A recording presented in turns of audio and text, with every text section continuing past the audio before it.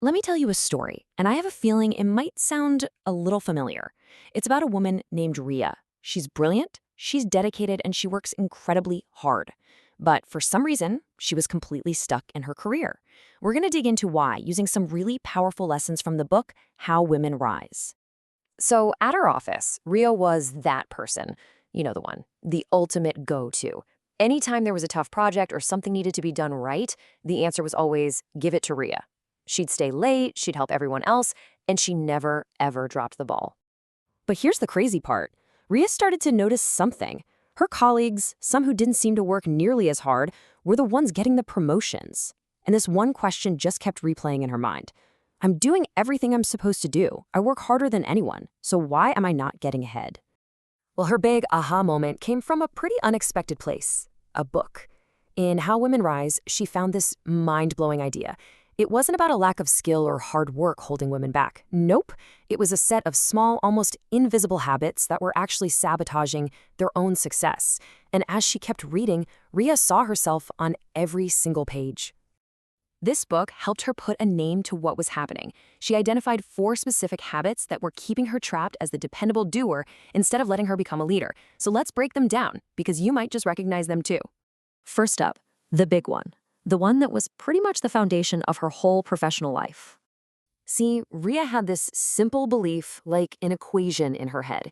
If she was the hardest worker in the room, success would just happen. She thought her great work would speak for itself, and that, of course, management would see it and reward her for it. But here's what the book taught her. Hard work is absolutely crucial, but it's only part of the puzzle. To really move up, you also need visibility. People have to see you doing the work, they need to hear your ideas, and I need to see you not just as a great worker, but as someone with the potential to lead. All right, let's look at the second habit. And this one, oh man, this is a classic trap for so many of us. Ria just wanted to be helpful. She wanted everybody to like her. So when someone asked for a hand, she'd say yes. When a coworker basically dumped their work on her desk, she'd do it without a word of complaint. She was the ultimate team player. But here's the thing about being a people pleaser. It comes with a huge cost. While Ria was busy making sure everyone else's projects were a huge success, her own goals, her own career, were getting pushed to the back burner. She was so focused on their priorities that she completely forgot about her own. Okay, this third habit is so important because it's all about owning your value and how people see you. Whenever Ria did something amazing, she'd just stay quiet about it. If her manager praised her, she'd brush it off. She'd say something like, oh, it was a team effort, or anyone could have done it. She honestly thought she was just being humble. And that's exactly the problem. If you don't talk about your achievements, how is anyone supposed to know about them? You can't just expect people to notice. You have to be your own advocate. You have to be the one to tell your own story. And that brings us to the fourth and final habit. This one is a trap that so many of the most talented people fall right into. Ria had this idea that she couldn't speak up in a meeting, or pitch a new project, or go for a bigger job until she felt like she was 100% expert. She was always waiting to feel perfectly ready. But the book just shatters that myth. It points out that real leaders, they don't know everything. They're comfortable learning as they go, making choices with the information they have, and just moving forward. It's not about having perfect knowledge, it's about having the confidence to act. So just identifying these habits was huge. It was like someone finally flipped the lights on in a dark room. But the real change, the real transformation started when Ria decided to actually do something about them, one habit at a time. I mean, you can see the difference clear as day. The old Ria who said yes to everything, she started learning the power of saying a strategic no.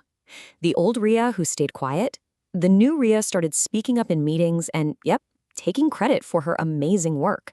She stopped waiting to be perfect and started acting with confidence. And you know what happened? Slowly but surely, things started to shift. As Ria changed her behaviors, the way people saw her at the office changed too. They didn't just see the reliable person who gets things done anymore. They started to see a strategic thinker, a confident voice. They started to see a leader. And then, a few months later, it happened. That promotion she thought was so far out of reach, it was hers. The same Rhea who was so frustrated and stuck was now leading her very own team, all because she changed a few small but incredibly powerful habits. Rhea's story is awesome, right? But it's so much more than just one person's success. It really shines a light on a universal truth about what it really takes to get ahead. So, what is the big lesson here? The core idea from How Women Rise is this: you don't have to change your entire personality to be successful. You just need to get really aware of the little behaviors that might be undermining all your hard work. Because so often, the biggest thing standing in our way, it isn't the world around us, it's us. And that leaves us with this final, really powerful thought. Your hard work gets you in the game. It's the price of admission. But it's your confidence, your visibility, and you truly recognizing your own value, that's what will take you all the way to the top. So the real question is, which small habit will you start to change today?